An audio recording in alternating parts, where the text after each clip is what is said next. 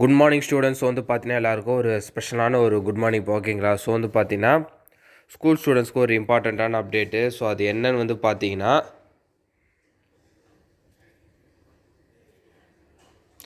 இன்றைக்கி வந்து பார்த்தீங்கன்னா உங்களுக்கான எக்ஸாம்ஸ் வந்துப்பா. ஸோ ஆல்ரெடி எல்லோரும் ப்ரிப்பேர் பண்ணிகிட்ருப்பீங்கப்பா ஓகேங்களா. ஸோ வந்து எப்படி ப்ரிப்ரேஷன் போயிட்டுருக்கு ஓகேங்களா. ஸோ வந்து பார்த்தீங்கன்னா உங்களுக்கான இன்றைக்கி வந்து பார்த்தீங்கன்னா 12 ஸ்டூடெண்ட்ஸ்க்கு பயோமேக்ஸு, அப்புறம் பியூர் சயின்ஸு, காமர்ஸு, ஹிஸ்ட்ரி குரூப்புக்கெலாம் வந்து பார்த்தீங்கன்னா எக்ஸாம்ஸ் இருக்குது ஓகேங்களா. ஸோ எக்ஸாம்ஸ் வந்து பார்த்தீங்கன்னா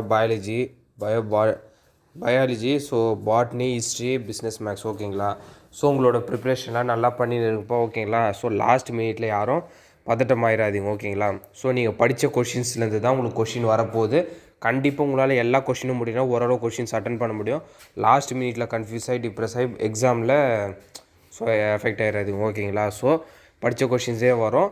எக்ஸாம் போகும்போது காலைல ரிலாக்ஸாக போங்க ஓகேங்களா. இல்லைனா கன்ஃபியூஸ் ஆகி உங்களுக்கு வந்து மறந்துடும். ஸோ அந்த மாதிரிலாம் இஷ்யூ ஆனால் ரிலாக்ஸாக போங்க ரெடி ஆகிட்டு ஓகேங்களா. ஸோ அங்கே போய்ட்டுலாம் உட்காந்து திரும்ப ரிவைஸ்ன்ற பேர் ப்ரிப்ரேஷன் பண்ணின்னு இருக்காதிங்க. நீங்கள் ரிவைஸ் பண்ணுறது சும்மா ரீகால் பண்ணி பாருங்கள் ஓகேங்களா.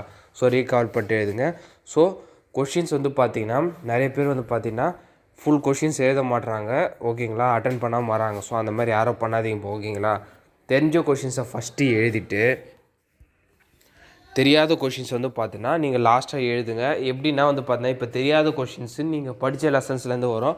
ஓரளவுக்கு ரிலேட்டடான நீங்கள் எழுதிட்டு வாங்க. கண்டிப்பாக 1 or 2 மார்க்னா உங்களுக்கு கிடைக்கும் ஓகேங்களா. ஸோ அந்த மாதிரி கொஷின்ஸை விட்டு வராதிங்க. நீங்கள் அந்த மாதிரி எல்லா கொஷினும் கவர் பண்ணும்போது ஏதாச்சும் கிரேஸ் மார்க் இருந்துச்சுன்னா உங்களுக்கு கண்டிப்பாக அது வேறு கிடைக்கும் ஓகேங்களா. ஸோ அதனால் நான் சொல்கிறேன் எல்லா கொஷின்ஸுமே அட்டன் பண்ணுங்கள். மோஸ்ட் வந்து பார்த்தீங்கன்னா இந்த ஓவர் ரைட் பண்ணிலாம் எழுதிடாதீங்க ஓகேங்களா. அந்த மாதிரி பண்ணால் உங்களுக்கு மார்க்ஸ் கொஞ்சம் குறையும். அந்த மாதிரிலாம் பண்ணாதீங்க. நீட்டாக கொஞ்சம் ப்ரெசென்ட் பண்ணுங்கப்பா. ஸோ 1 மார்க் பொறுத்த வரைக்கும் பயாலஜியும் சரி பாட்னியும் சரி இன்டீரியர் 1 மார்க், அதாவது புக் இன்சைடு 1 மார்க்ஸும் கேட்பாங்க. ஸோ புக் இன்சைடோ கொஞ்சம் இம்பார்ட்டன்ட் 1 மார்க்ஸு இல்லை கைட்லலாம் நீங்கள் படிச்சிருப்பீங்களா. ஸோ அதை கொஞ்சம் நல்லா பார்த்துட்டு போங்க. ஏன்னா உங்களுக்கு 1 மார்க்கில் கொஞ்சம் ஸ்கோரிங் நல்லாயிருக்கும் ஓகேங்களா. ஸோ வந்து பார்த்தீங்கன்னா மோஸ்ட்டாக டஃப்பாக இருக்காது. நீங்கள் படித்தது ஓரளவுக்கு கவர் ஆகிடும். பயாலஜியும் சரி பாட்னியும் சரி. இருந்தாலும் வந்து பார்த்தீங்கன்னா ஈஸியாக இருக்கிற கொஷின்ஸ்லாம் நீங்கள் ஃபஸ்ட்டு அட்டன் பண்ணிட்டீங்கனாலே உங்களுக்கு ஒரு கான்ஃபிடென்ட் இருக்கும். ஸோ கண்டிப்பாக நீங்கள் வந்து எழுதிடலாம் ஓகேங்களா. உங்களுக்கு தெரியும் ஆஸ் யூஷுவல் 70 மார்க்ஸ் தான் ஓகேங்களா உங்களோட பேட்டர்னு. இப்போ பயாலஜி இப்போ 35 பாட்னி, 35 ஜுவாலஜி ஓகேங்களா. ஸோ பயாலஜி ஸ்டூடெண்ட்ஸ் வந்து பார்த்தீங்கன்னா ஜுவாலஜி எப்பவுமே கொஞ்சம் டஃப்பாக இருக்குன்னுவாங்க. ஸோ உங்களுக்கு ரெண்டுமே சேர்த்து தான்ப்பா உங்களுக்கு கன்சிடர் பண்ணுவாங்க.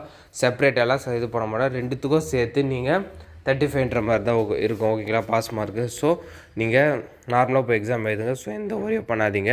ஸோ எக்ஸாம்ஸ் எப்படி இருந்துச்சுன்னு நான் ஈவினிங் உங்களுக்கு அப்டேட் பண்ணுறேன். இந்த அப்டேட்டை மறக்காமல் உங்கள் ஃப்ரெண்ட்ஸு ஸ்டூடெண்ட்ஸ்க்கு ஷேர் பண்ணிடுங்க.